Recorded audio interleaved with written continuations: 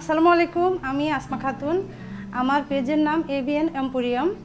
আমি কাজ করছি ফুড নিয়ে।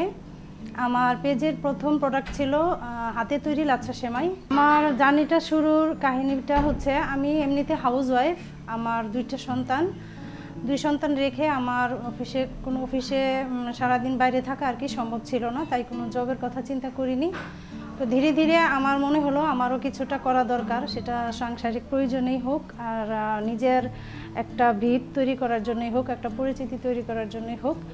তো আমি তারপরে চিন্তা করলাম কি করা যায়।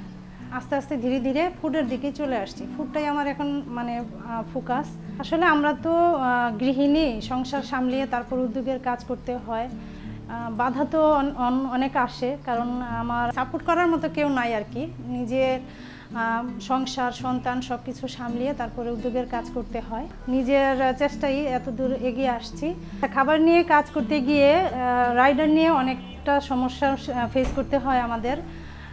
আমরা যখন খাবারটা রেডি করি, একটা টেনশন নিয়ে রেডি করি, রাইডার সময় মতো আসবে তো।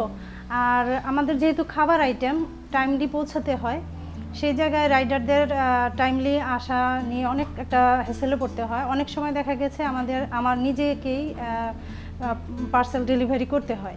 তো এই ধরনের সমস্যাগুলোকে সাথে নিয়েই কাজ করে যাচ্ছি। আমি খাবার নিয়ে কাজ করছি প্রায় 3 বছর হয়ে গেল। ইনশাআল্লাহ এ পর্যন্ত বলতে গেলে কখনো খারাপ রিভিউ পাই নাই।